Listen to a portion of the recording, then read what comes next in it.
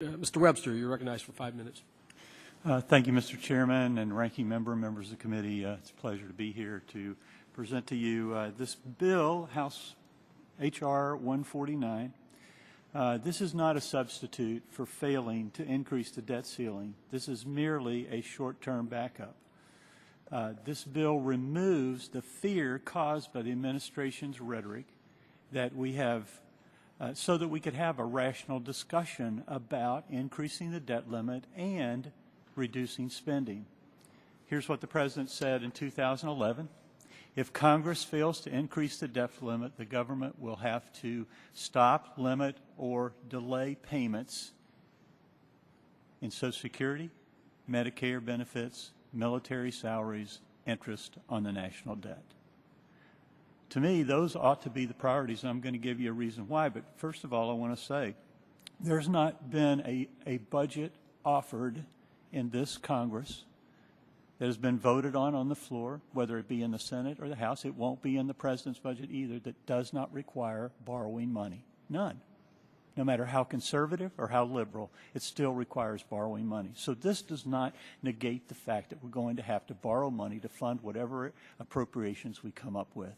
But what it does say is we could have a rational discussion about two issues. One is raising the debt limit, but the second is how can we cut spending and reduce spending along with that.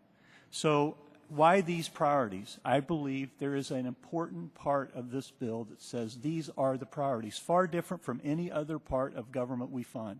Number one, our number one obligation, which has already been said several times, is to pay our debts. But number two, the most important function of government is to protect this country. And that's why the military salaries are included in this. But then what about Medicare and Social Security? Understand this, and I know you do understand this. These two programs, above any other program that we do, not in any other way other than the fact the way they were created and the act of Congress itself made these the two most important programs we have. No other program is funded out of a payroll deduction. None. Except these two. Matter of fact, it's a regressive tax. It's taxed on every single person.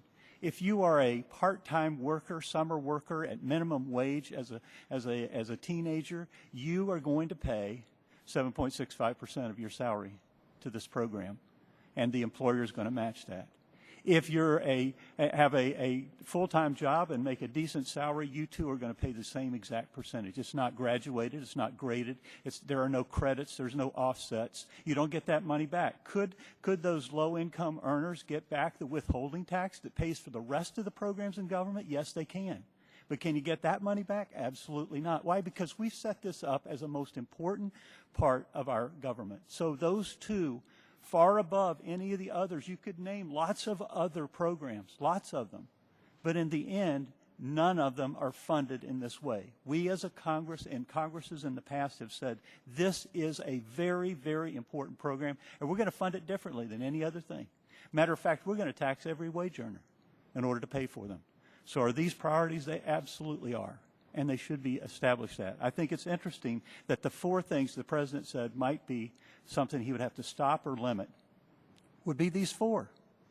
The national debt, paying our interest on that, paying our military, paying Social Security, paying Medicare. What this does, like I've said, is end the fear so that we can have a rational discussion about what we ought to be doing in relation to debt limit and reducing spending. I, unlike the President and others, have voted for every debt limit increase. So it's not like I'm coming here saying I'm not going to vote for it. I'm not saying that at all. And I've done it and I've proved it. The President never proved it, and others have not either. But I will.